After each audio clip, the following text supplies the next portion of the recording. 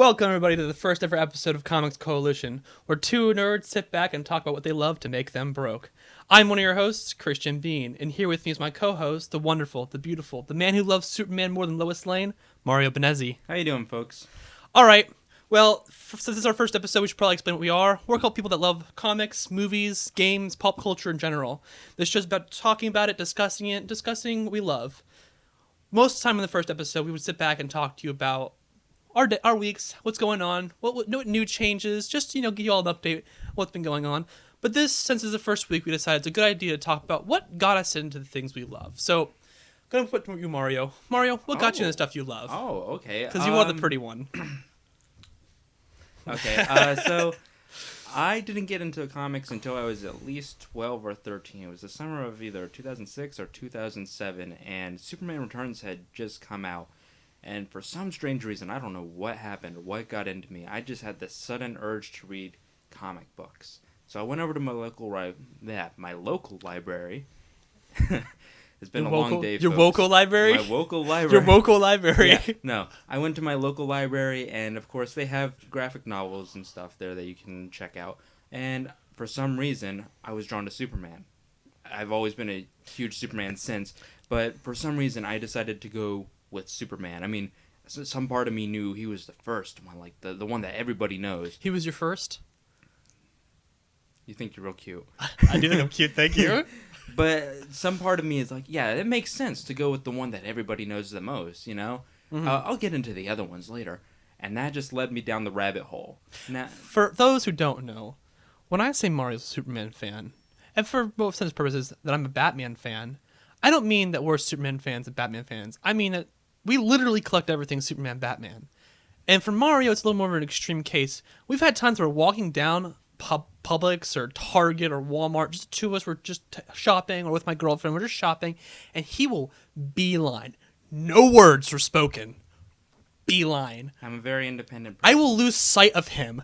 He will beeline to the first Superman thing he can find, and it's instantly in his hands. He's buying it.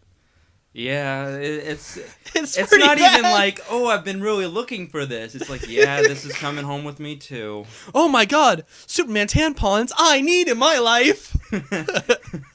Extra absorbent. I didn't know that was one of his superpowers. It's not. No. All right, continue. I'm sorry. I thought clarification was needed. But yeah, no, I went to one of my local comic book stores, and they had the free comic book day. So it was at least around May. They do it the first or second Saturday, something like that. May. Yeah. I went Convenient to that. timing. Yeah, no, it's a great timing. But I went there, and I just picked up the free comic books that they gave out, and some good ones, some meh ones. I got some unpublished Peanuts strips. Oh, really? That's cool. Which is really cool. I still have the Peanuts book to is this awesome, day. man. Yeah, I still have the book to this day. But one of the books that I actually paid for, it was like $1. It was The Adventures of Superman number 501, and that's right after the death of Superman and right after Funeral for a Friend, and it's where they start introducing. I cannot talk today. Sorry, folks. They start introducing the 4 new characters that would. Oh, so during the arc of the Superman regime.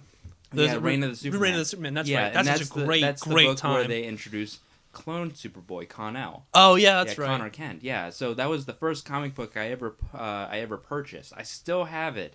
I bought a duplicate because they put a sticker on the cover, and that kind of bothered me. That's a little stupid. But yeah, no, I still have that comic book to this day. But somewhere down the road, I just kind of fell out of it. I had purchased a couple of other, big, actually currently released issues, or then at the time. The first, fresh issue that I picked up was Action Comics number 850. Oh, cool. And Superman number 653. I'm not gonna lie, you have better memory than I do. Yeah, no, it was a weird time because Action Comics was in the middle of a hiatus. They were doing that Last Sun story with Jeff Johns and Richard Donner. But they had taken a break because, We'll give you time to catch up. Yeah, well, and then I went back home because I had gone on a trip to go visit my grandparents, and I didn't have a chance to go. Your mom finds you, what have you done to my son? Yeah, no, pretty much. But I dropped out of comics for a little bit, and then when they started the New 52, I kind of started picking things up a little bit more regularly. right around Superman number 11. I had picked that up at a Barnes and Noble. And I'm Okay. like, all right, this is awesome. It's got a classic looking Superman on it. The cover is pretty awesome. Back when Superman was awesome in New 52 and Yeah. didn't become garbage. Yeah, it was written by Dan Jurgens, one of my favorite Superman writers. Yeah, he's a great writer. And so I picked it up and I'm like, oh, well, I need to get this next issue. Oh, there's a local comic shop in my town. I'm going there. I'm like, all right, well, I'll just finish up this little story. It was just a little 2-issue story. Okay. What? Next issue? Superman's quitting the Daily Planet? Gotta pick it up. And so ever since then, it's just been me rating the dollar bins and the back issues. You rating dollar bins, it's always fun. So, yeah, no. So, yeah, tell me about your story. Well, what about movies? We got you in the movies. Because I know you got a...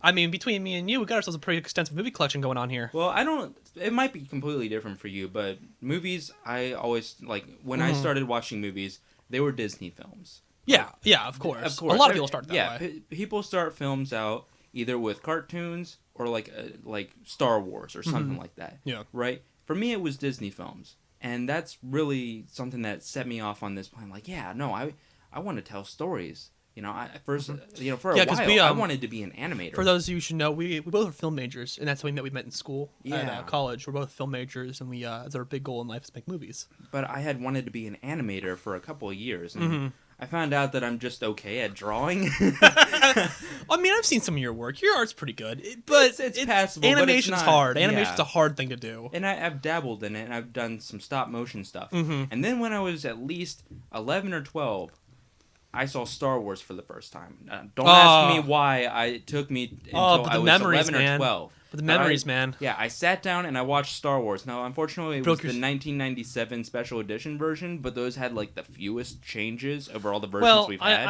I always say that people do kind of anger. I think the only reason why people are angry at the changes in any of the Star Wars films is just simply because they don't get the original version. Yeah. And which I think is fair, but I don't think there are certain things that are done in the updates that are actually kind of cool.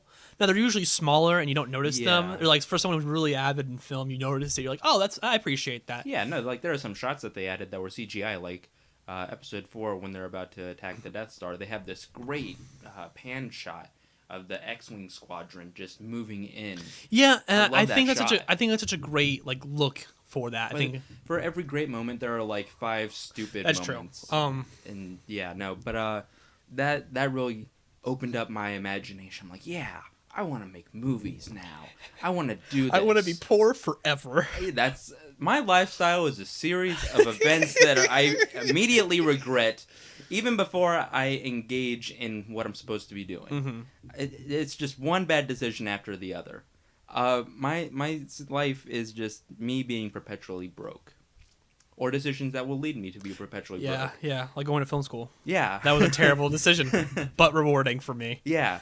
But no, I watched Star Wars and I started, making some small Star Wars fan films. They were terrible films, but it at least gave me like some experience. Yeah.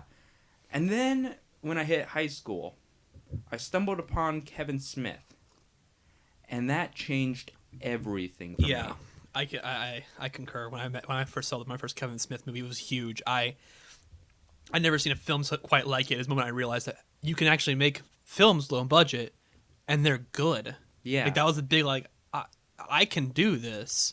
Because sorry, continue. This is your story. Oh no. Your origin. Well, see, no, I stumbled upon him because I was looking for like King Diamond references in movies on YouTube because I am a huge metal fan, and of course there's 2 scenes in Clerks 2 where King Diamond is either played or mentioned in passing, and I'm like, oh, this is awesome. What's this from? Clerks 2. Well, I gotta watch the first one, so I watched that and I did some reading up on it afterwards. One of the greatest films ever made, and it was made on a budget of $27,000. God, it's now Kevin Smith maxed out several credit cards, and he was.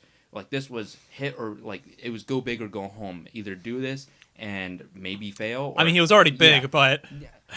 I love Kevin. I love Kevin with all my heart. But I saw that. I'm like, anybody can make a movie. I'm going to do that. And so when I was in my senior year of high school, I took a film class. Now, it was only for half of the year because the professor left to go do some home security job or something. The pay's probably better. Probably, but no, I'm like, yeah, no, this is something I'm really into. I can do this. I have a passion for it. And so that led me to becoming a film major, which is probably not the greatest decision I've ever made. Well, yeah. That's a whole discussion about us and our experiences at school. Yeah, it's not very good. But that's my story. Mm-hmm. I'm broke and I like things. Well, for me, I guess. Well, since I'll start where you started. What got me into comics. I didn't start avidly collecting comics about the New 52 as well. That's when I started really getting my collection. That's why I said like for Batman comics, the mainline Batman comics be sent to me, and I started reading around the Clayface arc. People kind of forget about the 2-issue Clayface arc. It was really good. But when I first started reading comics, I contributed a lot of my comics love to my uncle. Because, and as I told Mario 100 times, my uncle's a really cool guy. And I spent a lot of time with him as a kid. And he's really got me into comic book movies, got me into comic book characters. He told me all the little stories I needed to know. He has tons of figures that he has that are great. But that was my first getting into comics. And reading what he had me read and reading my own personal stuff. I got myself a library. More like school library, where they had Long Halloween. Let's just take a moment here. The Long Halloween, like one of the most weirdest, kind of bloodiest, like really messed up books for Batman is the like elementary school library. But in The Dark Knight Returns. Oh my god, I hate that. The Joker's neck. I hate it so much. But my experience with comics came from there, and I read everything. Like, as a kid, I hated reading, like, as a younger kid. Older I got, more appreciation I grew. I always liked to read comics. My dad actually bought me some Ultimate Spider-Man comics when I was real young. Yeah, that's what first got me into Spider-Man, because I do love Spider-Man, but my two favorite heroes will be Batman and Captain America, with Spidey and Superman always being a close right behind. But, and it just got me into comics. I started reading everything. My first comic I think I ever read, I'm pretty sure it was a Superman comic. I can't remember which one. I've discussed with you 100 times, but what happened in the book, and we always decided something different. But I think it was around Death of Superman. Okay. I'm pretty sure it was. I'm pretty sure it was either his fight with Doomsday, or it was Doomsday Hunter Prey. Yeah. It was one of those two arcs. It was my first Superman story, and it was great. Set me off like I love Superman. He's awesome. My first Batman story, I'm almost positive because I read this and another one close after Long Halloween, or some. No, not Under the Red Hood. It was Long Halloween because I read Under the Red Hood a little later.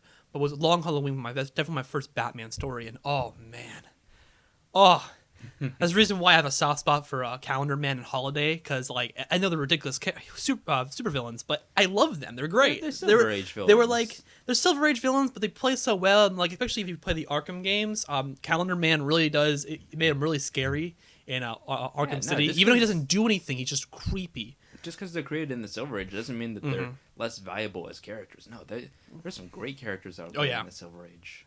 So my love for comics spouts out from years and years and years of just reading and reading and reading. I gravitate for Batman for particular reasons. I just have such a respect for somebody who, with no superpowers, no real edge on him other than being really smart and really well trained, can take on gods. I just respect that highly, and I like what drives him is justice, and it's not just justice for good people, it's just for everybody. There's been stories where he found justice for criminals, and I'm like, I just have a respect for somebody that sees it as black and white when it comes to justice. He doesn't, even if the person's horrible, he will still find them justice because it's the right thing to do, and I really appreciate that. For me, movies is about the same as you. I've always loved movies. When I was a young kid, I loved Disney films and animated films. Older I got, I watched a lot of movies. My dad showed me a lot of movies. A lot of my movie knowledge does come from my father. He showed me a lot. He had me watch Godfather when I was young, like a little too young for Godfather. Underworld when I was a little too young for Godfather. When I was a little too old for Underworld. Underworld 2 was my first rated R movie I saw in theaters. I'm pretty sure Godfather was my first rated R movie in general. And I would just been watching movies. I watch a movie a week. You know that, a movie a week every week with you. But I've been doing that since I was just such a small kid. And I never thought I wanted to make movies. I just thought I appreciated them. And I didn't actually think I made movies until I met you. You were actually the person that got me into wanting to make movies. I knew that I could. I knew there was an ability, but I never thought I could. I never had the confidence to do it. And I do have to say, like, this man right here, great human being. And he was the reason why I became a film major, because started buying post-crisis Batman. Well, they didn't. I've been thinking about it. I was going to get there, but I pushed you to the edge. I was thinking about it, but you're the one who's like, nah, just do it. There's a bunch of like ones in the $1 bin. Grab some. Like, actually, no, you were already on the edge. I just pushed you off. Yeah, I was already collecting New 52 stuff. You You were the one that's like, nah, let's just keep this going. Let's keep this ball rolling. Now I've got like what, like 8 long boxes on me. Yeah, it's really yeah. bad. Other than that, music, extensive music. You know, yeah, no. like I'm so deep into music. It's actually hurtful. I listen to music at least 2 hours a day. If you're a clock it, I listen to music driving, drive back. Like I listen to music every time there's a dull moment. I have music on. I'm driving, have music on. Walking, have music on. At work, have music on. It's such an important thing in my life. Tool forever. Tool the best band of all time. Argue with me, I dare you. But yeah. So the next thing for me is probably video games, cause my God. Yeah, you see my, yeah. I got like 200 something games in my Steam collection. I've got about 100 games on my PS3.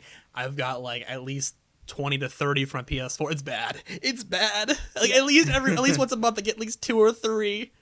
Apparently things in my Steam account are on sale right now. So I'm like, I'm going to get paid. I'm going to buy them. Yeah, no, I have a history with video games, just not as extensive as yours. Like, I played video games a little bit growing up. I got like a Game Boy Advance and Game Boy Color when I was very young, but I didn't get very many games for that. I had like Super Mario Brothers Deluxe, and then I would borrow my sister's Powerpuff Girls game, and then that's cool. Yeah, no, it was actually what was it for? Oh, actually, no, it was a pretty bad game. In what was retrospect. it for? Game Boy Advance, I think, or no, Game Boy Color. You know what it was called? I don't remember. I played a terrible Powerpuff Girls game on my Game Boy Advance or Game Boy Color or something like that. But yeah, no, my parents split when I was young, so like they got remarried, but I had two different families that I had to go between, and so my mom, like I lived with my mom for pretty much my entire life, but whenever I was there, and she was married to her now ex husband, which was my stepfather, my ex-stepfather? I don't know. I got your point. Yeah, no, he had 3 kids, and we were a family of 6. That's a lot of mouths to feed. You don't exactly have money to spend. If you want some mouths, 7, because you eat for 2 people. He's not lying. I make you dinner, man. I know how much you eat. He's not lying. I made you a bowl of pasta before this, and it was huge for a reason, because I know you. Oh, I'm a little hungry. He wants a lot. He wants a lot. I didn't eat much today. No, but the thing is that like when you have 6 mouths to feed, you don't exactly have a lot of money to afford a lot of video games. So we would all share games. We would pass them around. Hey, I'm kind of bored. Like we would go on road trips every so often. Okay, that's cool. Right? And so like we'd be playing, hey, I'm kind of bored of this one. What are you playing? Oh, I'm playing Spyro. Okay, what are you playing? I think I'm playing Mary-Kate and Ashley. I don't know. It's kind of dark. We want to switch? Yeah, sure. Let's try that. So same kind of thing. My dad, surprisingly, even my father, he's the one who got me. Him and mom were the ones that really got me into music. My dad got me into video games. Like he played Diablo a lot when I was a kid. And don't tell him this. He's not totally watching this. Don't tell him. I snuck in and played it a lot when he wasn't around or when he was asleep. I was like a young kid. Like this game is awesome. It's almost as itchy as the time my stepbrother bought the first God of War. And he stepped out of the room for a moment. It was a rated M game. I remember that. I was at least like maybe 15 at the time or 14. Oh, you were old enough. I played 3 seconds of the game when he was out of the room, and I'm like, heh, so edgy. I played a rated M game. I bought God of War a copy off somebody for like $3. God, it's one of the greatest games I've ever purchased. Really, oh, it's so good. But yeah, and my mom was the one who supported my video game habit. That woman has bought me more games than I think I appreciate her for. The older I get, more I realize, like, yeah, I really wouldn't have gotten into the stuff if it wasn't she was buying them for me so often. I didn't have a system at her house, and she was constantly giving me money for them, and I loved them. I loved them so much. I think she was the one about me Jack and Daxter, Sly Cooper, Ratchet and Clank, and you know me. You know me. That's like the Holy Trinity. Like, I'm a Sony boy through and through, and that is the Holy Trinity. Mm-hmm. But, fond memories. Yeah, my dad got me playing into Halo, and I fell in love with Halo. It's such a great sci-fi series. Also had me play. It's gonna be in Blizzard. I played WoW for a while. A long time before I stopped. I just stopped because I couldn't afford it. You make it sound like it's an addiction. What do you mean, man? I don't need video games. I don't need them. I'm good. But so yeah. Well, we talked about our collection for the most part. I think we should talk about how we met. From what I remember how we met, a mutual friend of ours named Caleb was the one that introduced us. Yep. I can't remember if I met you at the calf at our school or if it was no, it was during Nightmare Before Christmas. Yeah, the show Nightmare Before Christmas, yeah. where me and my girlfriend were singing along to it. Yeah, I was in the back. I'm like, what are these fools doing? Like, I think you all should understand I love Nightmare Before Christmas. It is my favorite movie of all time. It is the greatest movie of all time. That and Pulp Fiction. I love Pulp Fiction. Praise be to Pulp Fiction. But, yeah, so every time it comes on, I know every word in that movie, like dialogue-wise, every word. I've watched it so many times. My little brother kind of likes it. Not a really big fan of it because he's watched it so much with me. Like, if I have to watch Finding Nemo 3 times a day, at least once a week, you have to watch Night Before Christmas with me. I can't do Finding Nemo. It's fine. I just can't do it. Yeah, so we met, we started hanging out shortly after that, just going to lunch together every so often. You took me to a comic book store nearby, Docking Bay 94, our local comic book store. One of the best comic book store to this day is that I like going to. It is awesome. It feels like right a home away from home. Yeah, it's a home away from home. And I'm already away from home, so that's like a third home. Yeah. So that's where you introduced me to the place we frequent at least once a week. Oh god, yeah, no, we go there. Sometimes we go there like 2 or 3 times a week. I remember last summer, I think you were here right before school started. And the week you were here, me and you went every day. I think for we no did reason do that. other than just to go and hang out with John. We already picked up our books. We had nothing else to do. We probably had like $10 in our wallet combined. Yeah. We just wanted to go hang out at the comic book store, man. Oh, yeah. They're great. That's people. The guys who work there are some of the greatest people. It's one of those stores where like you buy your comics, and usually like with stores, like comic book stores, sometimes you come across some cool people that work there. Yeah. But like we'll stay there and talk for like an extra 30 to 35 minutes after we've purchased our stuff. You know? Yeah, it's a great place. No, it's very very welcoming, great environment, pretty good selection. But I'd say our friendship, as close as we are, started when you first took me there and you first introduced me to that. That's probably where our friendship really kicked off. We started hanging out often, at least once a week. School always makes us busy, so we sometimes don't see each other. But we've been friends for going on 2.5 years or something like that. God, it's been 2.5 years we've been hanging out. Yeah. And like the last year we've been hanging out almost every day. Sure feels like it. I appreciate it. Thanks. Okay. But yeah, that's who we are. You know, that's what we do. That's a friendship. We're close, good friends. Like talk about comics and stuff. So that was one of the names when we were trying to come up with a name for the show. One of the things that I threw out there was comics and stuff. Yeah, I said no. For obvious reasons. But all right, well that's our origins. I'm sure more will come out later. We'll talk more about it. I'm sure there's something we miss. You can't capture an entire and especially our friendship together. There's so much has happened between the two of us. 30 minutes. We've gotten so close. There's just so much we've done together that it's hard to capture. But after our origins, we probably should get into what's been happening recently in the world. So a lot of stuff. Yeah. First off, anybody who knows, PS4 Pro was announced during the Sony press conference. It looks like a PlayStation sandwich. Very funny looking. Boasts higher power and just higher power. If you have a Ultra 4K TV, whatever the stupid thing's called, it looks better. Now, it significantly looks better. I think the problem, though, is that a lot of the games they were boasting, you can tell parts where it felt a little flat. Like, For Honor, you can tell was made for the PS4, and they tried to make it for the 4K resolution. Yeah. And some of the shields looked a little flat. And I'm like, okay, not a big deal, but you notice it. I'm sure the first wave of games are going to look like that, and it's going to get better and better and better. I'm getting it. Like, as I'm a huge gamer, I want it. It looks awesome. My only issue with it, why is it not 2 terabytes? They're boasting us for their hardcore gaming audience, and it's only 1 terabyte, which is fine, but the thing can run 2 terabytes easily without any problems. It can do it. I know it can. The specs on it alone can do it. I don't know why they're not. I'm probably going to buy it, open it up, and put a 2 terabyte hard drive in it myself. Probably. Yeah, I mean, it's not a big deal. Knowing you, yeah. Yeah, it's not a big deal. It's just that it's one of those things like you could do it, and I mean, games cost so much memory nowadays. I don't see why you didn't. I mean, I put a 1 terabyte hard drive in my PS3. so I'm sure it's fine.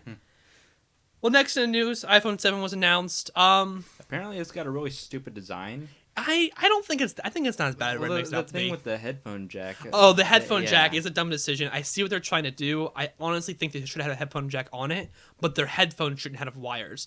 They should have done a slow transition. The iPhone 7 should be the introduction of no headphone jack, but having it, like, introducing the idea of the wireless headphones, getting people used to the concept, people who don't like it have a headphone jack, and then the iPhone 8 maybe not a headphone jack. I think jumping into it was not the best idea on their part. But I think it's fine. It's a better phone all around. I like it nonetheless. It's a fine phone. I know a lot of people aren't iPhone people, and I get it Samsung Galaxy. Yeah, for the more nerdy, techie people, I respect you people because I can't. It's definitely a better phone, but Apple's a big name, big product, so it's a pretty big announcement. It looks fine. I'm an Android guy. Yeah, that I don't. Works for me. I don't see the idea of the headphone jack. I get what they're going with it, but I think they jumped the gun a little bit. Next on the list is Joe, really hard to pronounce Italian last name. I think it's Manganiello. Yeah, was cast as Deathstroke in the Batman standalone movie. Great casting. Was supposed to play Superman, wasn't he originally? Yeah, he was the runner-up to play Superman after Henry Cavill. If he said no or something like that, right? If he couldn't make it, and he almost didn't make it. See, when Henry got the phone call, he was playing World of Warcraft. And he was right in the middle of a run. He was in the middle of a run or something. No. And he almost missed the phone call from Zack Snyder. And he's like, well, maybe it's an important call. So I'm just going to leave. And he answers the phone. So much. Do you want to be Superman? Yes. Yeah, I want to be Superman. Dies in raid. Son of a... Yeah, well, Snyder instantly fires him. Well, not Superman. He had auditioned to be Superman in Superman Returns. So this was like... big to him because he had waited at least 7 years to get a shot at playing it. But just think, in an alternate universe, Henry Cavill is playing Deathstroke, and Joe Manganiello is playing Superman. Yeah. With Deathstroke being the villain of the first Batman movie, I think that's interesting. Deathstroke, even though some people think it, is not actually a Batman villain per se. He was introduced in Teen Titans and has always been a just general DC villain. He showed him a bunch of comics. He's one of those general villains. Like Solomon Grundy. Like Solomon Grundy. But his relationship to Batman is definitely interesting and definitely really fascinating. And I really like that they're making him his first villain. I'm surprised they didn't go with a different name like Bane, a more like Batman name or Joker. But I think... Riddler. I would love to see Riddler personally because I'm a huge Riddler fan. But I think that it's a good first choice because you can do a lot with the character. Yeah. And it's gonna really. I'm just happy to see Deathstroke. His suit looks amazing. Every time I look it up, the suit looks good. Like really I'm really impressed by that. Regardless of how you feel about the tone of the films, for the most part, the costumes have been on point. I don't like. I personally didn't like Henry Cavill's look in BVS. Nor did I like Batman's look in BVS. But my opinions for BVS are firm. Yeah, no, and I know you hate movie. The film. I hate that movie. It's a disgrace to DC fans everywhere. I didn't think it was that bad. Whew, sorry. I got my eyes glared red. But I think with Ben Affleck writing, basically writing and directing the film, I think we have that's a good. I love Ben Affleck as a director. I think he's great. He plays a good Batman. That's probably the big thing in BVS. I think he was a good Batman. I appreciate it. He brings a lot of depth to the role. Yeah. He also is a huge fan of the character. I always let fans play the characters. Yes. So, that happened. It's interesting. I want to see where it goes. Not gonna put judgment until the movie comes until we see more trailers and whatnot. Yeah. A lot of people were like either really for it or really against it. I don't get it. Yeah. Next, you'd think we would learn by now. Heath Ledger can't play Joker. Yeah. He was a gay cowboy in Brokeback Mountain. God, I love Heath Joker now. Well, Michael Keaton, Batman. Mr. Mom play Batman. Mr. Mom. And he's one of the best Batmans to take. One of the people to play Batman ever. Next up on the list is Star Trek's 50th anniversary. That was today, so we picked a great day to release this episode. Yeah. Or record it, at least. Huge Star Trek fan. I've always been my entire life. I will admit that I'm more of a Star Wars fan than a Star Trek fan. But I have an appreciation for it. Well, so you have to, because even if you don't like Star Trek, you have to understand that Star Trek paved the way. Yes. Star Trek is the pinnacle. This is the sci-fi film. This built the genre. /series. It didn't create it, but it was on its back created what the genre would be now. Yeah. Without Star Trek, we might not have had Star Wars. And it had appreciate a really low it so budget. much. It did. It had a low budget, but it wasn't about going to these great new worlds. I mean, it happened, but it was more about the philosophy about it, which is what I really dig about it. That's what sets Star Wars apart from me. Star Wars is more about the adventure. Yeah, Star Wars is an adventure. Star Trek's more about the philosophy. I always say, if you really want to see Star Trek at its finest, I always say Next Generation is probably the greatest thing Star Trek's ever produced, and it's very philosophical, it's very thought-provoking, it's very smart, and I will always appreciate that show for what it is. But of course, we have to shout out to the creator of Star Trek, Gene Roddenberry. Rest your soul, man. You gave us much more than I think you'll ever intended, and you are a great creator through and through. Yeah, no, great guy. So next on the From list, what I've heard, I've never met last him. but not least, Black Lightning's on Fox. Black Lightning is a black superhero that doesn't get much views. Recognition. I don't see him very often personally, and I'm actually surprised that well, he's even in it. It's not on Fox yet. It's in talks, I think, at this point. I'm not sure. Mm-hmm. I don't know too much about Black Lightning. He's a lot like they don't do a lot with him. A lot like Static Shock in a way. I'm surprised they didn't do it with Static Shock. I know he's getting an online series apparently with even if it's already happened, I won't gonna see it. It's Jaden Smith, which I don't think is a bad casting. I don't really think he's a bad actor per se, as he's just not very an interesting actor. He did a good Karate Kid. I don't people criticize that movie, the remake of Karate Kid, but I thought it was fine. He was pretty decent as a child actor in Pursuit of Happiness. Yeah, that was good. But then you have something like After Earth, and it's just flat and boring. But even if I feel Static Shock would be the better, more profitable route, I'm glad to see we have a black superhero on TV. Yeah. It's needed. We need more of that representation. We need more of the Hispanic, Chinese, black. These representation needs to be more prevalent, especially for our superheroes. I'm glad to see Black Lightning is going to be paving the way. I hope it's good. I really hope it's good. I do too. I mean, I've been enjoying the shows. Well, Arrow's awful now. Arrow's terrible now, and Flash is kind of going downhill. It had great potential in the first season after the mid-season finale, and then season 2 it really kicked in. I'm like, all right, yeah, this is what I'm talking about. And then it declined, man. But I mean, I liked Flash season 1. I haven't seen season 2 yet. I just know bits and pieces. I don't have cable. I don't watch TV shows as they are released. Yeah. I just binge watch it as soon as it's done. Good man. It's a lot easier and it puts less stress on me. I can just knock it out. That's why I feel like weekend. Marvel's Netflix shows are just so successful because you can binge watch it. You can watch it on your schedule, which I think Netflix is going to be soon. The overhaul of television. They are going to be the place for television. Well, they are kind of now, but there's like in 10 years, we'll talk about the greatest television networks. Netflix is going to be on that list because it's just so much nicer. Maybe Amazon Prime too. Maybe Amazon Prime. I mean, it's not on Amazon Prime, but they have the first season of Mr. Robot. If you haven't seen it, watch it, please. It's so good. Oh, I've watched it. I've been rewatching it again, kind of. I watched the first episode again. Without me. Without me. So good. That's for all for the news today. Next up is something called next up we talk about our collection. Just discuss what we have. First up is straight out of the pull box, where we talk about the comics we got this week. Like I said, we got our comics from Docking Bay 94. Docking Bay 94 is probably the best comic book shop I've ever been to, and I've been to a lot, and it is one of the best. It's in Coconut Creek, Florida. If you ever get a chance to go down there, definitely go down there and see them.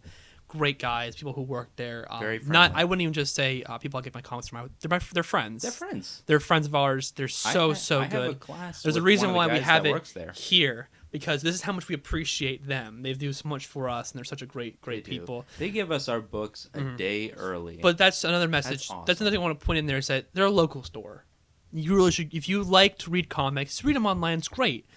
But when you buy your comic, man, and you're going to get it shipped to you, please go to your local comic book store. Local comic book store. They're the reasons why we have comics today. There's still a reason why comics are still around. They hold it on their backs, and you just support them if you can, even if it's every so often. Hey, you know what? I like this comic. I want to pick it up in a trade form. Or like, I want to pick up this trade. Go over there. Go over there and get it. Because, man, you don't understand. That really is important. Because the last thing we need is more and more comic book stores are closing down. And the last we need is another one. So support your local comic book store. It's also a great time. Usually people are pretty cool. It's good for you. All right. Well, this week was a pretty big week for our poll lists, especially for me because I'm also getting Marvel and DC. Because I know you just get DC. Well, I get DC and Archie. I'm pulling almost everything DC. I am pulling everything mainly, DC. I mainly stick to the Superman stuff, but I've been loving everything that they've been doing with Rebirth. It's just been knocking it out. You got really mad at me when because I've been collecting everything DC from the beginning with the Rebirth title because they've been so good. Oh my god, DC just is killing it with their Rebirth line.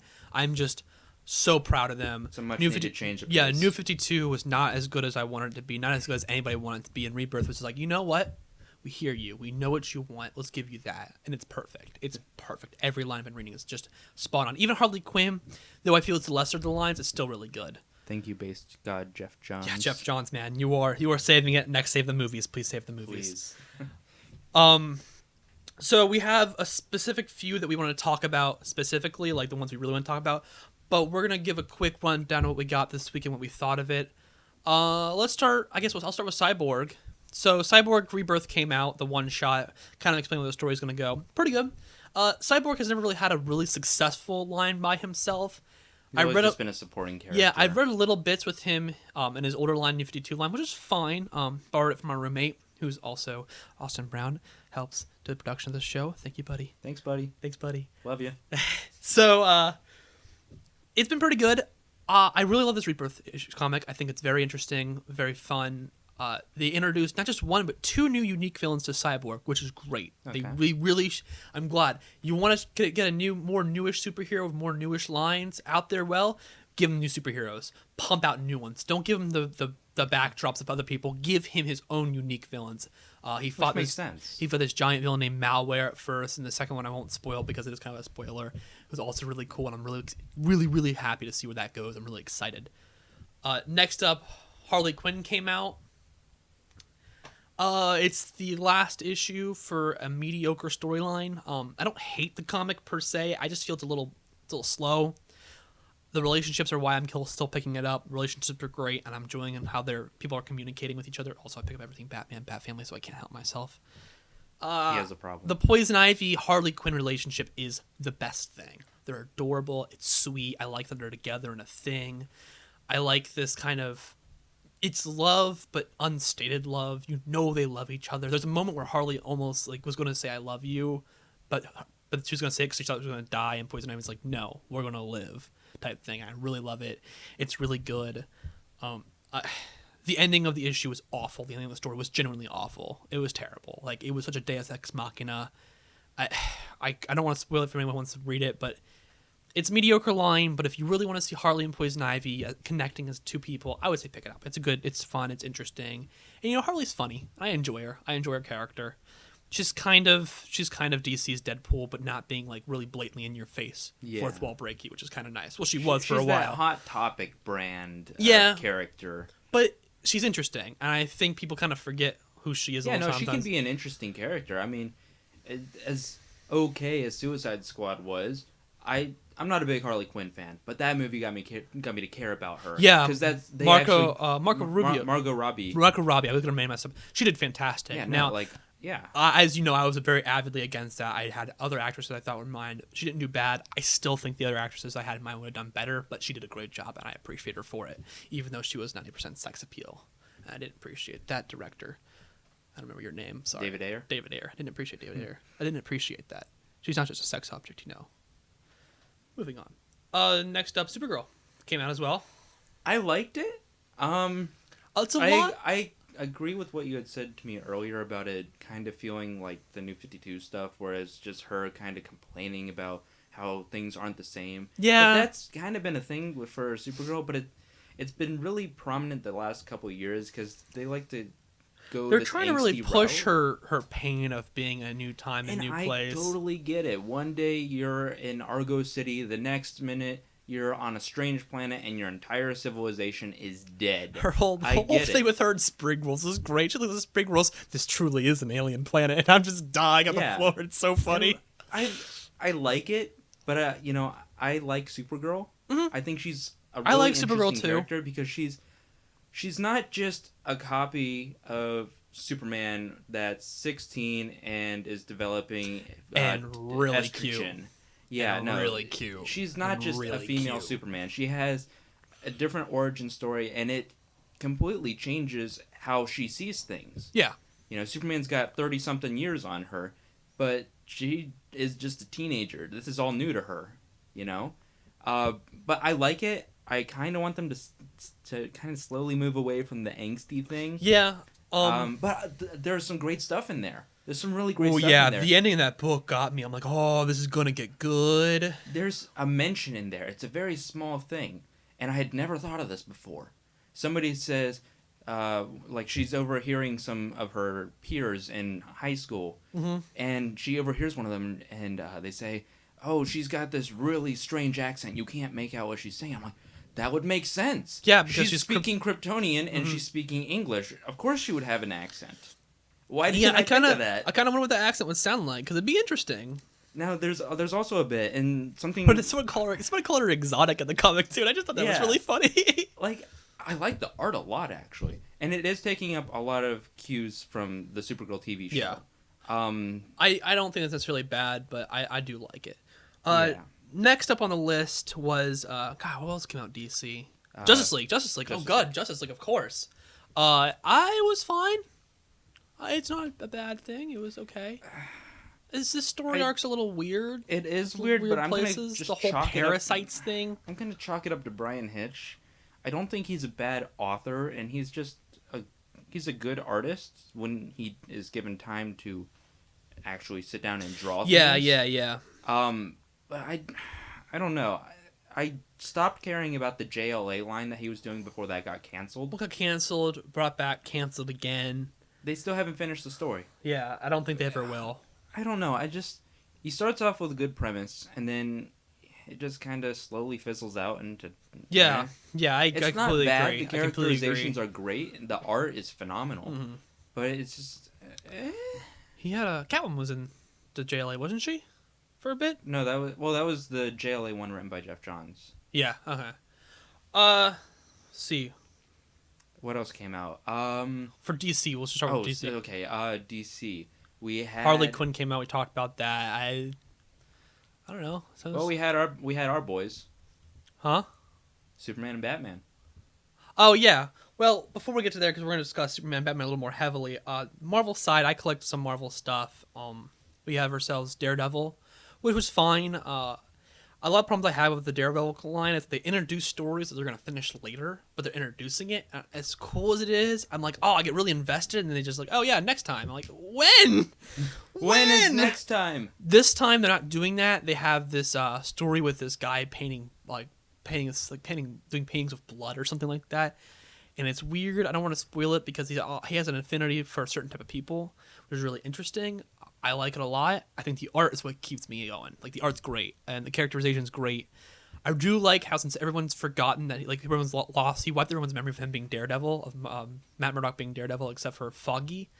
There's this whole, challenge where people know something's wrong. Like, Spider-Man, there's an issue where him and Spider-Man get together, and he knows something's wrong. Like, Spider-Man can feel it, something's missing, and he approaches him about it. Daredevil's honest. He's like, yeah, you used to know who I was, you don't know who I am anymore. Spider-Man's like, okay, that's all you need to know. It's really good. I like it a lot. You can see the personal turmoil because he feels it was the wrong thing to do. He feels that forcefully taking someone's memories is bad, and it's constantly being brought up. And it's really interesting, honestly. Very fascinating. The other thing that I collected was Doctor Strange. Great issue. It's the first issue right after Last Day of Magic or something like that.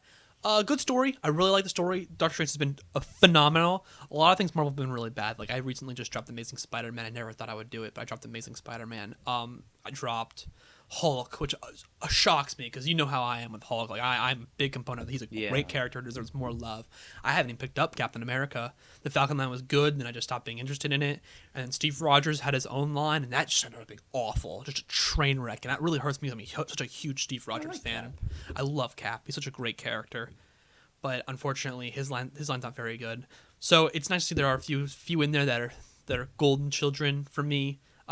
Doctor Strange is definitely one of those. Doctor Strange, who doesn't get much relevancy very often, is maybe after the movie. After the movie, he's going to push more, but his line is great. If you want to get into Doctor Strange, now's the best time. His line is perfect.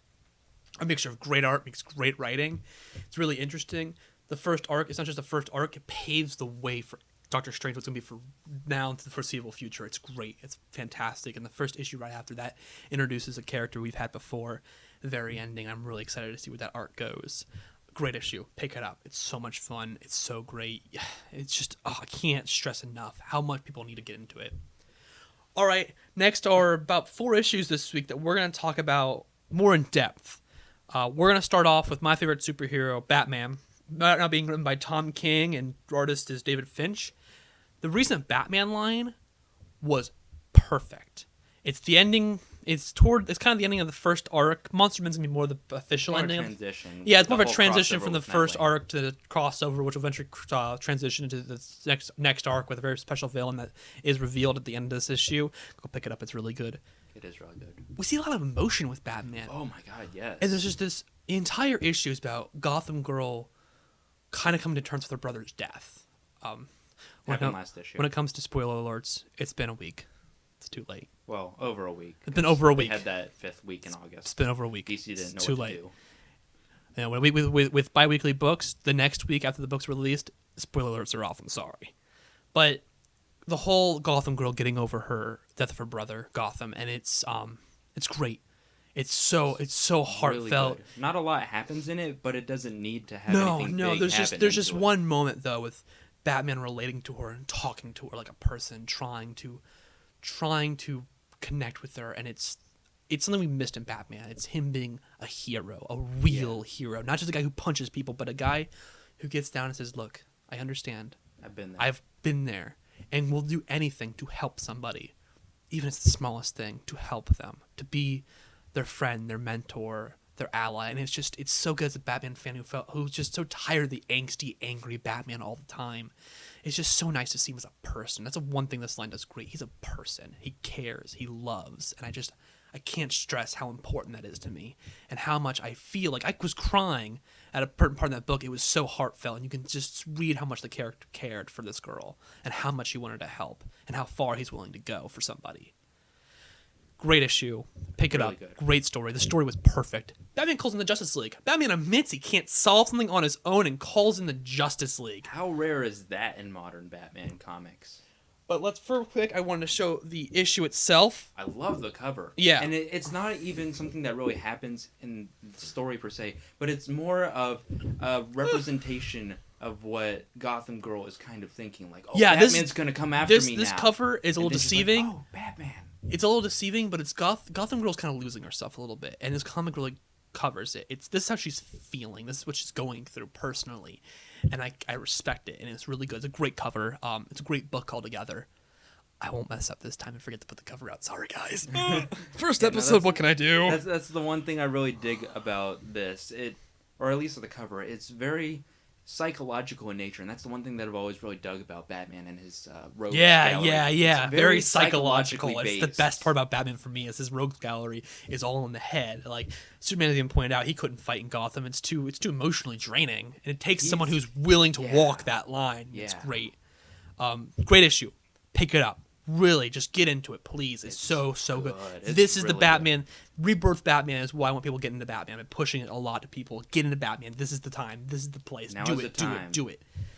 I got him to collect Batman. I got him to do it. I got him to branch out from Superman. I've been fighting this. This has been fighting the good fight for a long time to get him to collect more Batman. It's great. I have succeeded in my goal. See, I appreciate Batman, but I'm just not a fan of I'm gonna beat you to within an inch of your life. What I like to call the Frank Miller crap man. I don't like Frank Miller's Batman. I liked Year One. Year One's a great story. But I just can't do the Dark Knight Returns style Batman where it's not very hates good. Everybody and doesn't trust anybody, not even his closest friends. And this one really says, this one is Tom King taking a stand and saying, no, that's not my Batman. My Batman cares. It's genuinely funny. There are really funny moments in this book.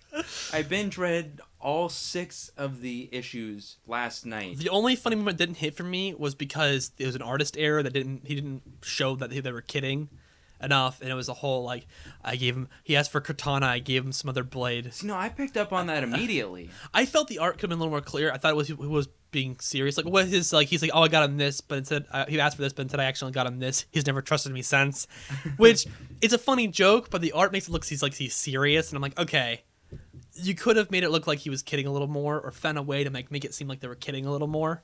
But yeah, there's some humor in this book, which surprises me. Yeah, no, it's a better take on Batman than we've been seeing for a while. Yeah, and for I a few really years. appreciate it.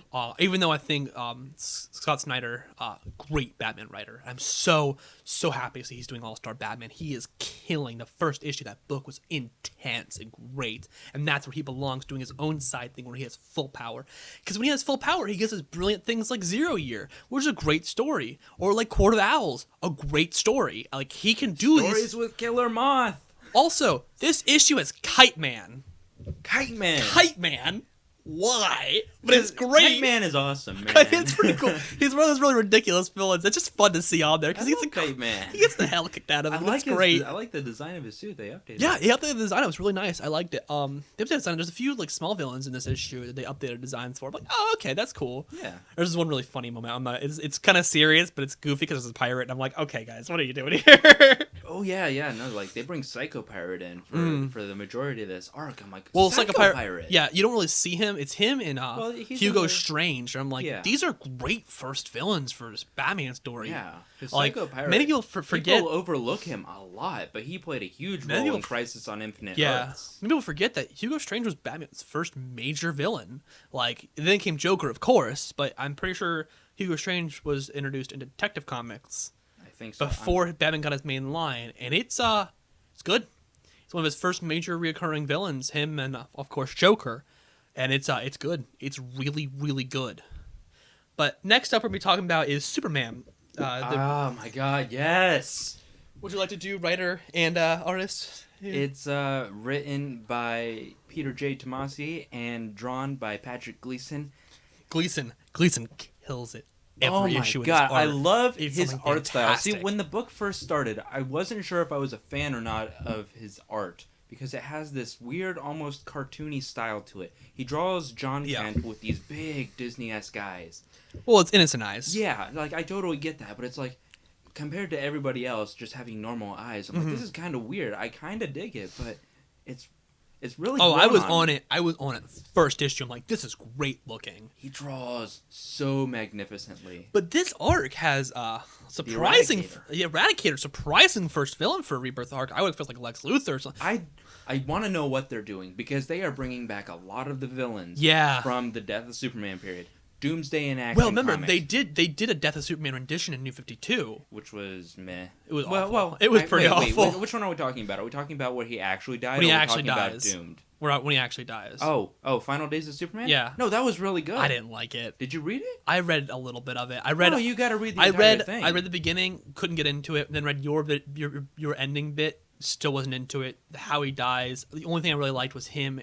Older Superman and newer Superman meeting was a really great thing. See, I liked it, but that's because I had been given a continual slap in the face with a revolving door of artists and authors. Just complete inconsistency with the character. Yeah. 1 minute he's really good, and 1 minute he's But the Eradicator is something special for me because he's one of those villains I feel he's done two ways. He's either hard to read or really fascinating.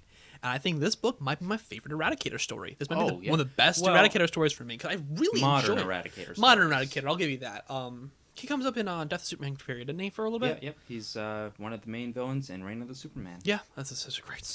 It's really good, but they're doing something because it's not a spoiler because it was teased in the Supergirl Rebirth one-shot. Cyborg Superman is coming. Yeah. So they have Cyborg Superman, the Eradicator, and Doomsday. Yeah, Doomsday's in What are they action. building towards? They're building towards something, especially with Lex Luthor trying to be Superman now in the Action Comics arc. I find that very fascinating where they're going with that. But in this particular issue... Great character moments. Great ending. This issue is the ending of this arc, and it was a great ending. It was the perfect ending. It felt like a Superman We get a story. moment... The very ending of this book with John and Superman... there's a moment where they're doing something kind of particular. I won't say what because it's kind of cool. But we get to see John full Superboy outfit. And it's a mixture... He gets his own logo. Yeah, he gets his own logo. It's a mixture of like kind of kitty cute innocence. Like, it's jeans and a t-shirt.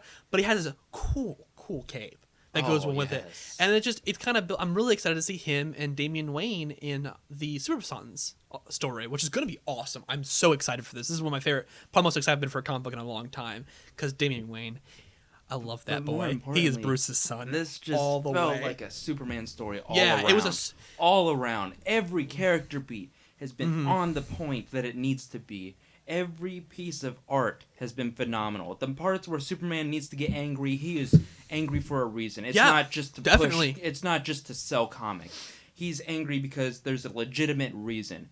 The moments that are shocking are shocking. Yeah. The moments that tear definitely. at your heartstrings, they come at them full force. There is no letting up. And it's just everything that I've needed to see in a Superman comic, and it's been delivering and delivering bi-weekly, and I am absolutely enthralled to be picking this up. I'm in this so happy time that period. I'm so happy I jumped on this early, like right when Rebirth happened. I picked up all the one shots, and I'm like, oh, I have to keep reading Superman. It's There's so no way around good. this. It is so good. Pick it up. If you don't believe Superman's a great superhero, this is the stories that'll convince you. He is a great superhero. If you don't believe Superman's a great superhero, you're wrong. Yeah, I'd argue that the Superman lines have been the best.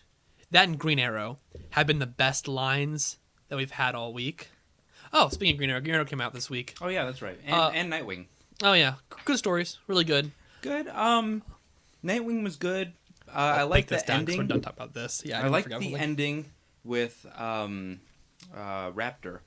I want to know what his end game is. Yeah, that's cool and all. I want to know what his end game is. But it was fine. It was a fine story. It ending just with a short giant monster fight in the end. I could care less. Yeah. I don't mean it like offensively. I love Nightwing. Oh you yeah, know no, that. it was Hence really good. The hat, Nightwing.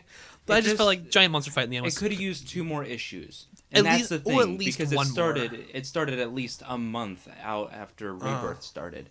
And but I get what they're doing. Yeah. They want to end it so they can do Night of the Monster Men, which should be interesting. It should be fine because it ties into it's all a little, the books. It's a little early for a tie-in book, but I will give agree it. with you. Yeah, I'll give it. The other one is Green Arrow. Green Arrow, one of the best lines we've gotten thus far. This issue in particular, though, I don't think really is anything stunning. Great series. This issue was really interesting.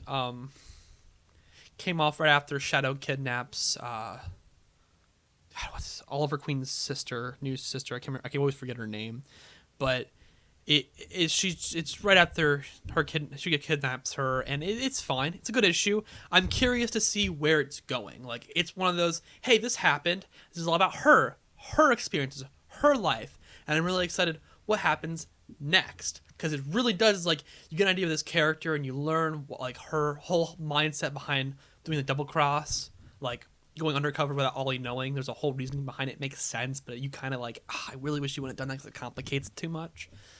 Good, really interesting, great time. Pick it up. Next up, I think we should be talking about is Aquaman. Yeah, I actually excuse me, Aquaman. See, Aquaman.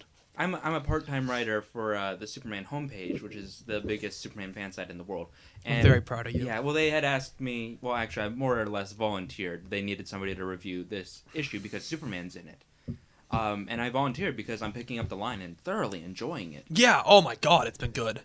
This issue is great, and there's an actual reason for Superman to be here. And normally I'm not too big of a fan of superheroes going toe-to-toe just for here, though, it the makes hell of it. sense, because But I there can is see an Clark's actual reasoning behind there it. is all an actual this. reason, and you can see Superman's point of view, and you can see Aquaman's point of view. Yeah. And, yeah, this issue is mostly just the two of them getting into a big scuffle. But you know what? There's a good reason behind it, and it's a lot of... It develops Arthur. Yeah, there's so much moment. You get a little bit of insight how Arthur feels and why bringing peace to the surface and the ocean are so important to him. Yeah. Like, how he feels about being a part of the Justice League, how he feels about how everyone treats him. I've always been a big component of Aquaman's a great superhero. Don't let Super Friends ruin him. Well, I like Super Friends, but it's a joke. It was a product of its times, Yes. definitely, because even Superman gets bad moments. Okay, like, there are moments where Superman is, like, meh in there. There are moments where Batman's just meh in there. It's a very campy kids TV show. That's the thing you gotta remember with it. But it's shows like Family Guy and Robot Chicken, and while there's sometimes funny skits, you know, they perpetuate this joke that Aquaman is this character that you cannot take seriously. And perpetuated even further by shows that claim to love and be about geek culture, like The Big Bang Theory, which is a slap in the hate Big Bang face Theory to so much. all people who read comic books and love science fiction and movies and all things of that nature. It's a slap in the face. And they crack jokes about Aquaman, and it makes no sense to me, because if you were an actual comic book fan, you would know that Aquaman is not just some mere joke character that can talk to fish. No, he is a king. He rules Atlantis, and by extension, 2/3 of the planet. Yeah, and this series has been really proving that Aquaman is such a great character, and it's been proving that, no, this is an important character to talk about and be a part of and to enjoy. The politics are really interesting. Yeah, the politics are surprisingly interesting. So, next up is going to be a Marvel line, surprisingly. I brought this up, not specifically anything more than I think that this needs to be discussed more, with Amazing Spider-Man being very mediocre, and you will stay on there. You will stay on. Help me, Mario, you're my only hope. Thank you. With Amazing Spider-Man not doing very well, and the Miles Morales Spider-Man line, because I'm a huge Miles Morales fan, I think he's the best Spider-Man we've had thus far, being mediocre, I think is a good thing to talk about, the fact being that this line is Spider-Man. Like, this line is Spider-Man. This is Spider-Man, okay? This thing's super important that we should realize. This line is very interesting, it's very funny, it captures the character. Yes, it's a series of one-shot stories, but there are overall arcing stories in there. The art's great, done by Robbie Thomas, the name, is the writer, and Nathan, I think, Stockman is the artist, and it's great. It's fantastic. I really feel like people should get this more into it, because this is the Spider-Man line I think really shows the greatness of the character. It's funny, it's fun, it's interesting. He's working with his team with all these other characters. I like the art in it. Yeah, the art. You've shown me a couple of panels. I'm like, yeah, I can get behind this. Yeah, it's constantly changing up sometimes. They do a little more classic character designs. Yeah, we see Electro in his classic design, and it's hilarious. I like the classic. This issue's Electro great. design. Has Captain America. There's a moment where Spider-Man and Captain America are together, and it's Cap helping Peter with his image, and it's Peter trying to get help for his image, and it's great. It's a great comic. I wanted to bring this up. I really think people should start picking this line up more often. Not enough has talked about this. It's funny, it's fun, it's great. Please, please, please get into it. All right. Well, that's most of our comics for today. I think next we're talking about our collection. The other things we've got in our collection. First up is a Superman Hot Wheels that Mario got. There's a collection. Well, yeah, it's just one, but I'll take it over from here, I guess. Why don't you go grab it? Grab it. The Hot Wheels has been putting out these specialized character-based Hot Wheels. Now they do this every once in a while. They do it for big movies and stuff, and every once in a while they do them for DC. They had a couple of them for like Penguin and I think Joker and Robin, Hawkman and stuff like that. Mm-hmm. But sometimes they'll do just like the big two. The big two. Yeah. The dynamic duo, if you will. But they decided to do three Hot Wheels for each character for Superman and Batman, and they were all based around a certain period of art for them.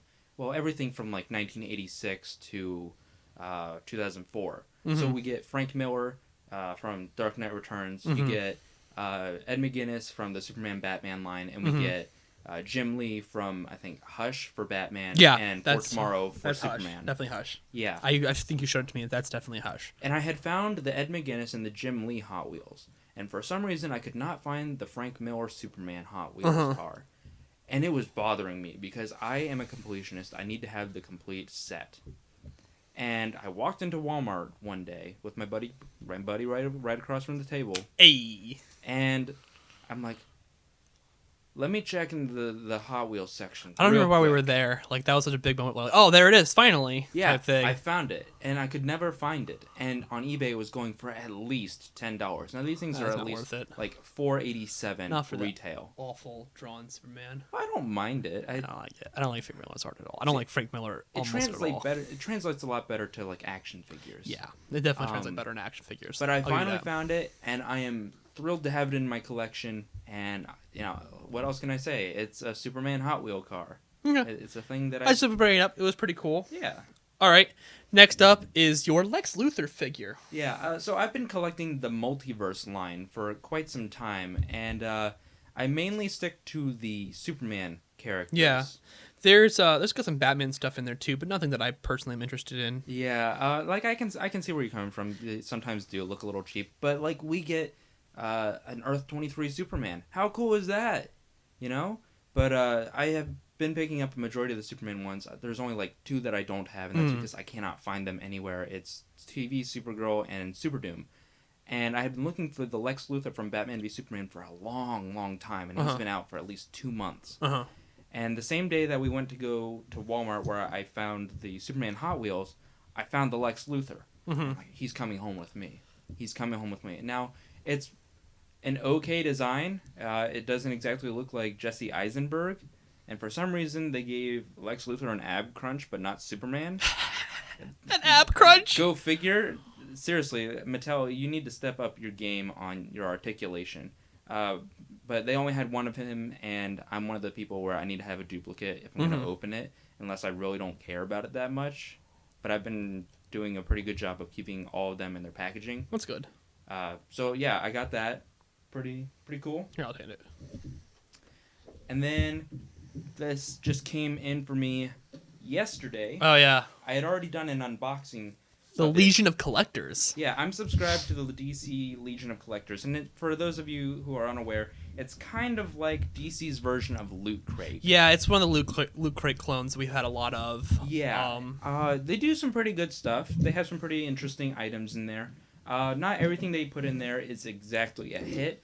I've already done an unboxing for my YouTube channel, so I just pop it all out. It came Batgirl comic in there? Yeah. What? It comes with what? A variant cover for Batgirl number 35, which introduces Batgirl Burnside, which is pretty cool. That's awesome. They have 2 shirts. One of them That's features... so cool looking. Oh, I should mention that the theme of September's box is Women of DC.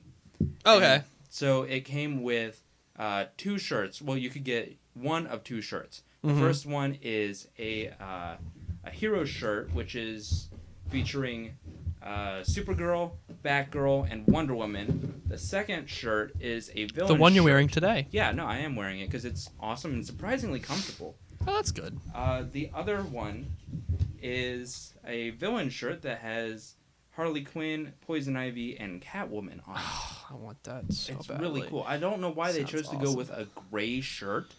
I think a I think brighter the gray, color. I think the gray is fine. It's fine, but I think a brighter color, like maybe a light blue or something, would have definitely made the images pop a little bit more. It would have been a little better, probably. You're right. But I like it, though. I've liked all the shirts that they've given me. And it came with an exclusive pop, just like all the other boxes. Yeah, it's Hot Girl, which is pretty awesome. Comic Hot Girl. Yeah. They had teased that the pop that they were going to release for this one is a character that had not previously gotten a pop figure. And so there were people speculating because there have been talks about a Legends of Tomorrow Hawk Girl figure, and there have been images released of it. So I honestly like this one better. Yeah, I like this one a lot better too, and I like Hawk Girl just fine. You know, I admire her. She's a great superhero. It doesn't get much notice, but I don't think there's much going on with the character. Yeah, I think Legends of Tomorrow isn't very good in my opinion, and I don't think it's necessarily her fault. I just think it's just poor writing. And that's kind of what Hawk Girl suffers from. Hawk Girl and Hawkman both suffer from poor writing. Yeah. Or Hawk Guy or Birdman. I would have preferred a Zatanna pop. Yeah. Which would have been pretty awesome, or maybe even a Batwoman. Ooh, Batwoman would have been really, really cool. I would have killed for a Batwoman. Now, the next thing that we get in the box is a Wonder Woman with invisible jet. Yeah, the Wonder Woman figure looks awful though. Yeah, it doesn't look the best. Terrible. It's kind of supposed to be like the it's a smaller scale version of the reaction figures. Yeah. Funko puts out. I got a few of those. I think I got the Alien, Karate Kid, Fifth Element, and Scarface ones. And they're supposed to be kind of like what the figures would look like had Kenner put them out when the films were originally released. Yeah. Which is pretty cool. But it's a little Wonder Woman figure and an invisible jet, so that's pretty cool. And then we get a patch and a pin, just like the Marvel Collector Core. Yeah, the patch is really cool. It's a Batgirl thing, which I really like and thought was really fun and cool looking. That pin's Harley Quinn, right? Yep. Oh, that's neato. Oh, it's old Harley Quinn too. It's classic design. That's cute. So, but yeah, each box comes with all of these items, or at least this one does. Mm-hmm. It always comes with a shirt. It always comes with a variant comic. It always comes with a pop. And they just started doing these little flyers that give you information about all the items that you're receiving. Sort of like Loot Crate's what you're getting. packet thing that they do, which is kind of cool. Yeah, kind of like that. It's just like a one-sheet thing, and it tells you what the next box is going to be. So November's box. And I know Christian's incredibly excited for this one. Batman villain. All the hype! All of it! The box all of says it is Joker needed. on it, so he's probably going to buy it. It's needed. It's needed in my life. It's needed in my life. It's needed in my life. It's needed in my life. I need that. I need that. I need that. I need that. We get it. Sorry. I'm really a huge fan of it. Yeah. Hopefully they do something with like Riddler and Two-Face, maybe Clayface even. I'd like to get a pop that isn't the Joker. I get it, but it's like, how many do we really need of the Joker? Yeah. I would love to see personally love to see a Riddler pop. Oh, because we already have like two versions, like 3 or 4, 2, 3, 4. So I don't know how many Joker pops we have. Riddler pop. I would also love to see a Two-Face pop of some kind. It's really cool. I like it a lot. It's Batman villains, man. I need it. I need it. I need it, man. I need it. Oh, it's itchy. I just want a Superman box. That's all I want. You'll get one. You'll definitely get one soon. I know I'll get one, but I haven't been let down by the boxes so far, and that's the fourth one. So. Last but not least, I get this game called X-Wings. It's a it's a miniature strategy game. If you've ever heard of Warhammer, it's kind of like that. I'm pretty sure it's made by the same people who make Warhammer. The cool thing about this game is that there's about 3 factions you can run. You can either run Rebels, Empire, or Scum and Villainy. Scum and Villainy are basically bounty hunters, smugglers, all that good stuff. There was a sale at Docking Bay 94 recently to where they were selling their Houndstooth. If you don't know, Houndstooth is Bosk's ship and the greatest thing ever. Oh, it's so cool looking. And they were selling it for half off, so it was being $40 it was $20. So I picked that thing up instantly. I was on top of that. I was on that so fast. I saw it like $20. Pfft, mine. Like it wasn't even a second thought. It was great.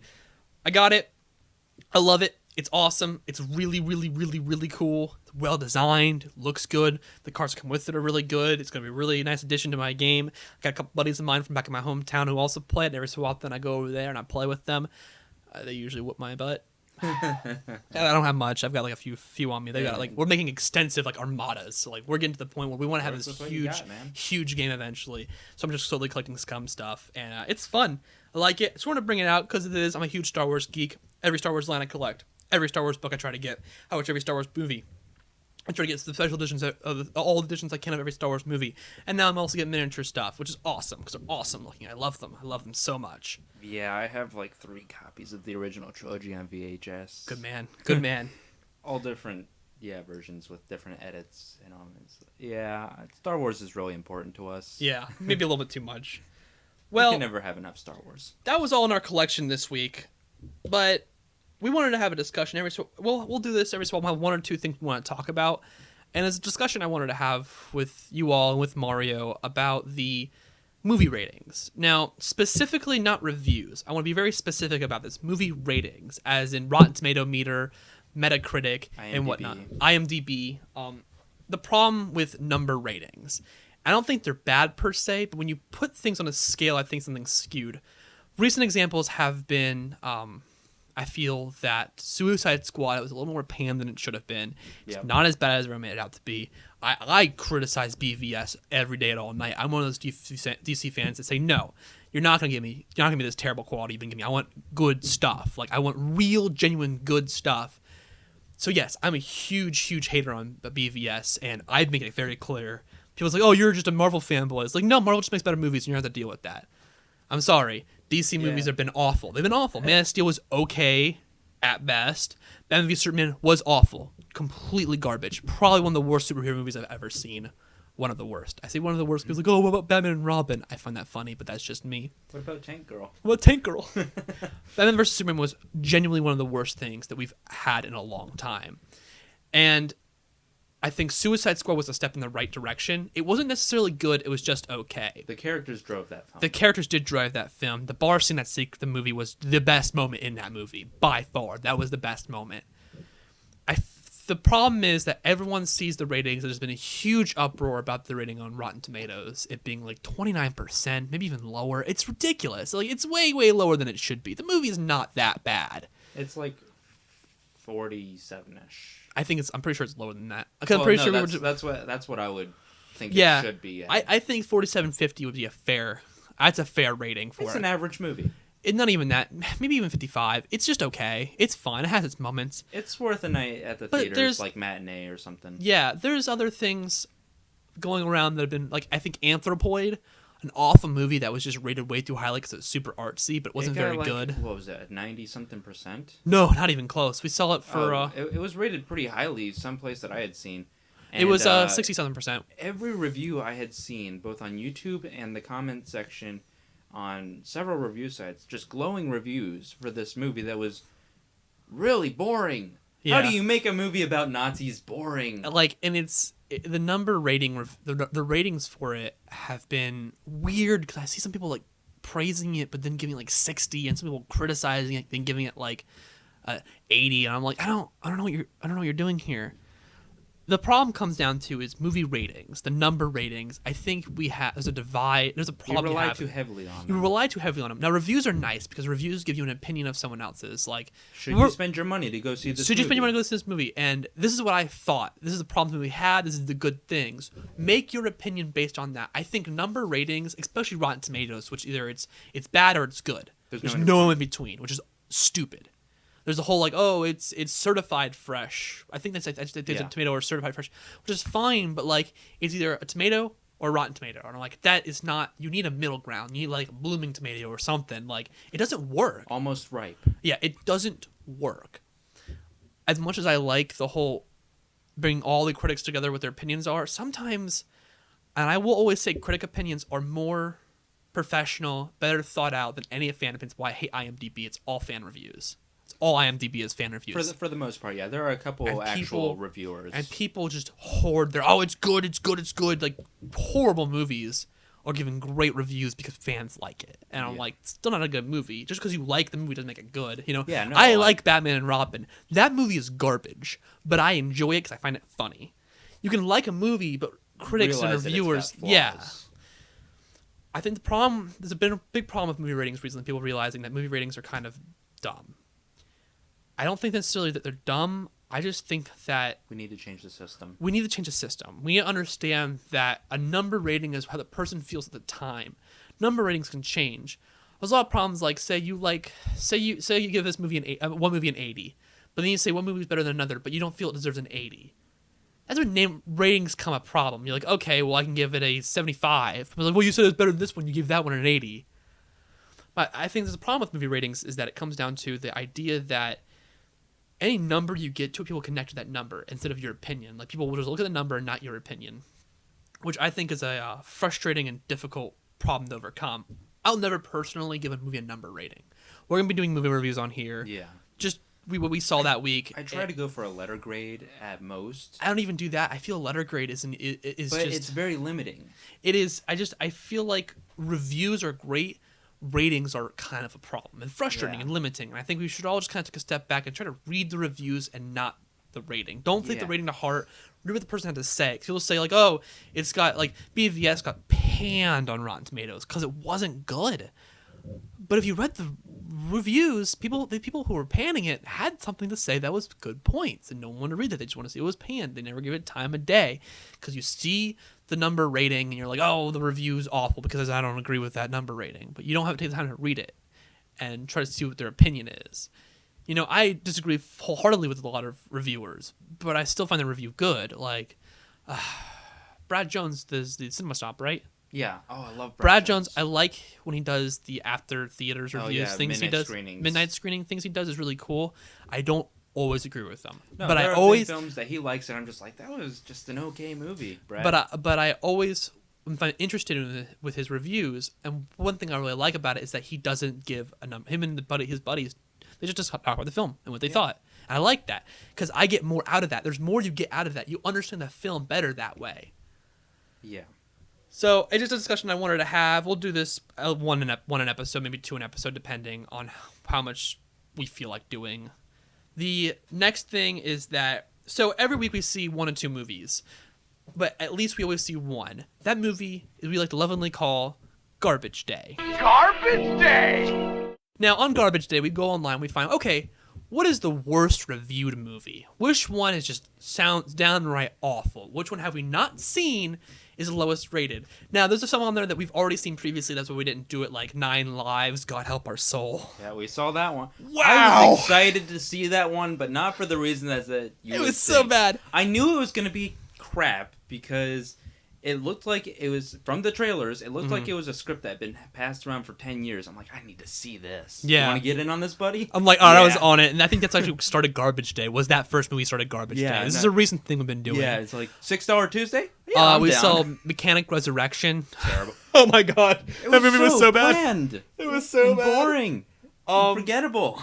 Anthropoid we saw as well, only because the one movie we actually wanted to see, we couldn't get to a showing on time, and it was not very good either.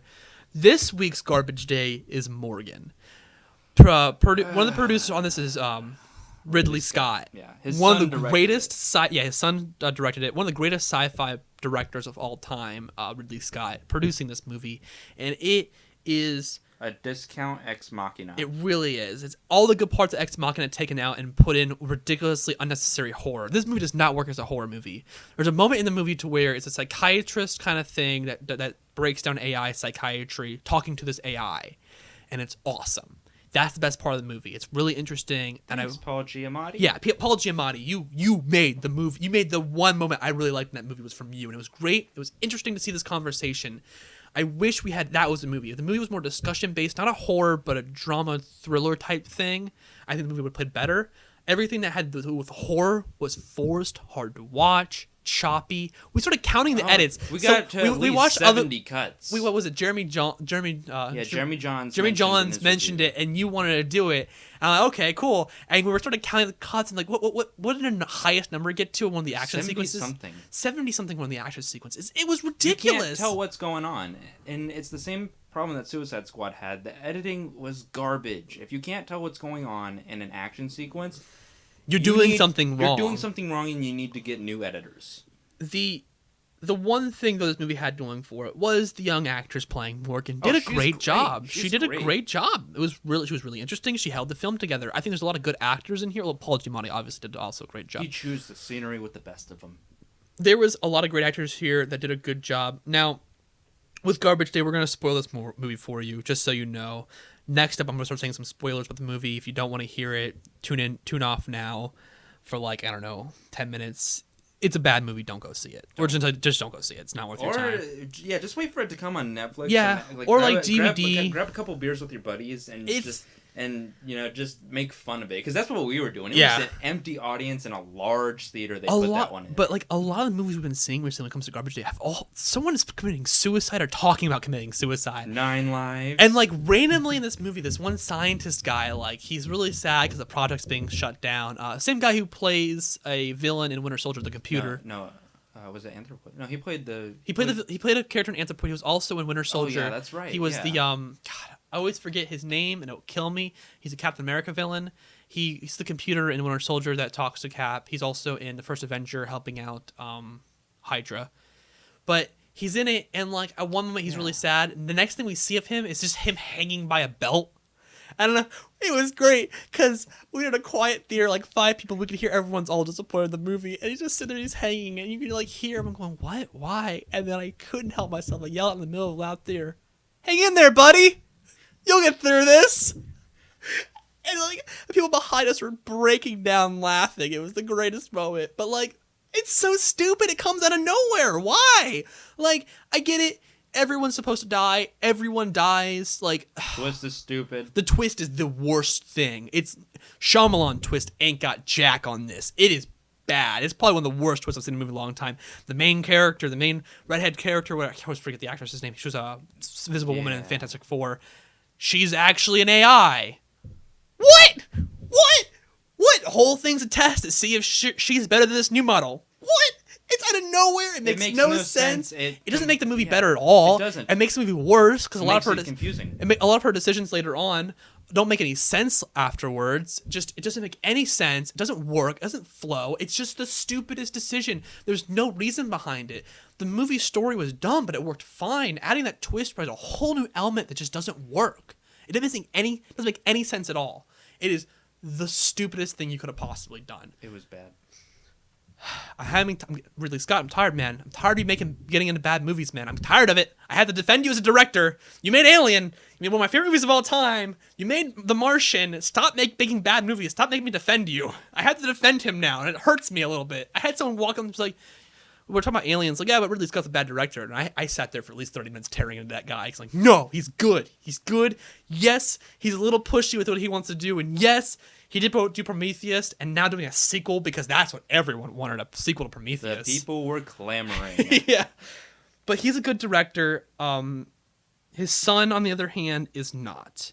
There's some good elements. The cinematography was beautiful. Yeah, the movie looked gorgeous. I don't mean to be mean to his son.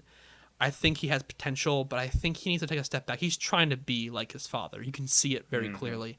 And I respect that. I wouldn't be like Ridley Scott. I don't blame him. I love sci-fi. I would love to make nothing. If Stone Cannon's like, okay, I'm going to be unlimited fun to make movies for the rest of your life, but you can only make sci-fi. I'm like, oh, that's what I want to do anyways. Cool. Sci-fis or westerns for you? Sci-fis and westerns are my thing.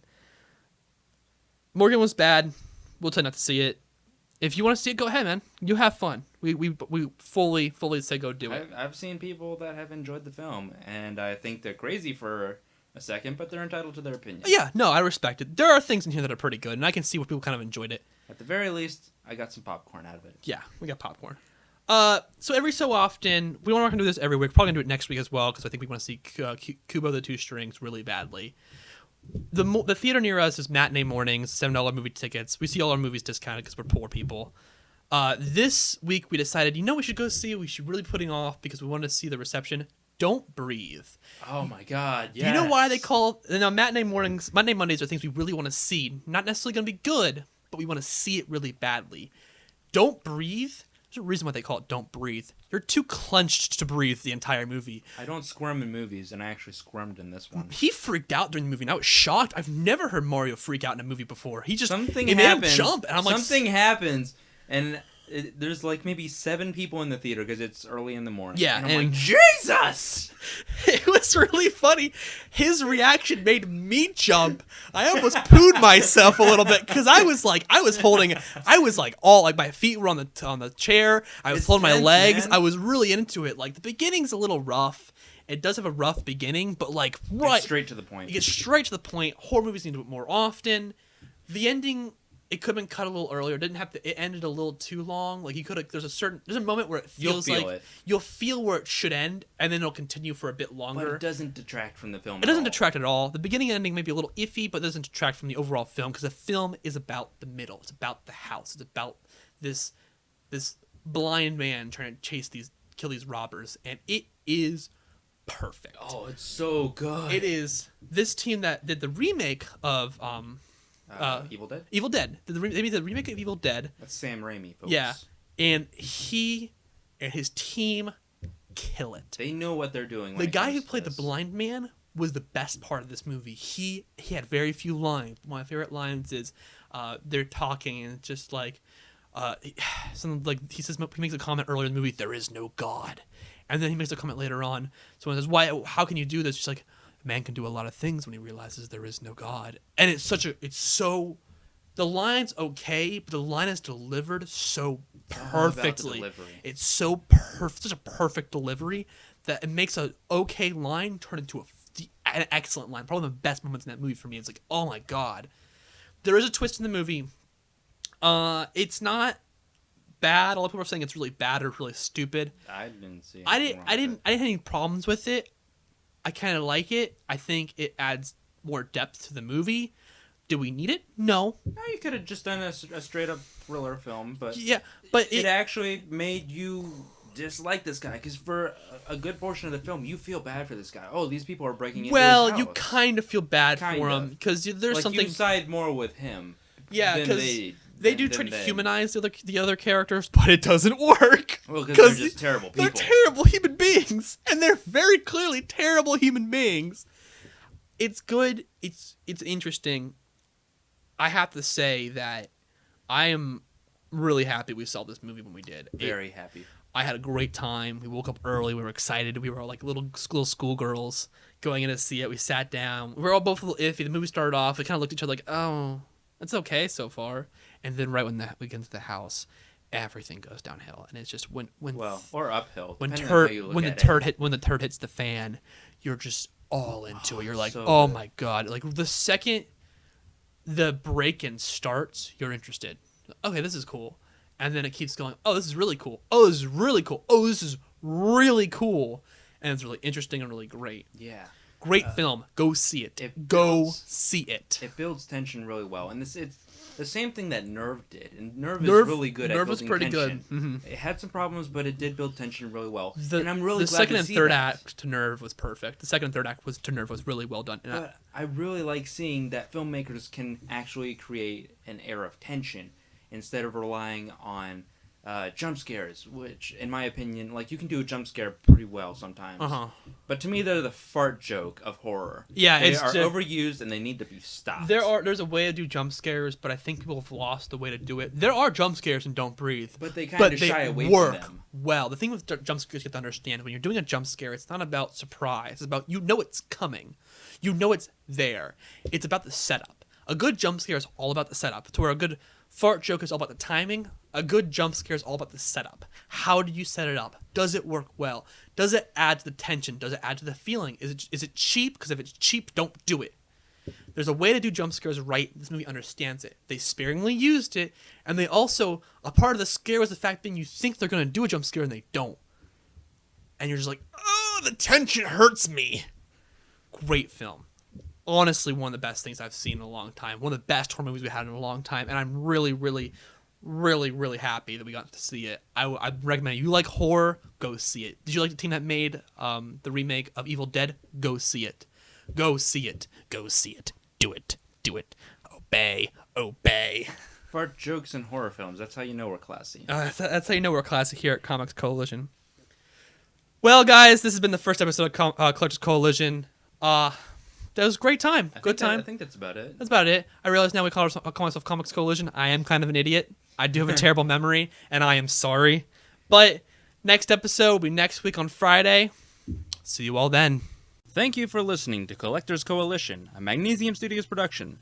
If you like what you've heard, be sure to like us on Facebook and subscribe to us on iTunes. We're also available on PodOmatic and SoundCloud.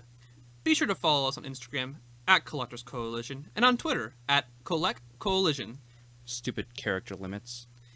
If you want to write in, drop us a line at thecollectorscoalition@gmail.com. For exclusive footage, be sure to check out our YouTube channel. Just search Collectors Coalition. And remember, stay nerdy, my friends.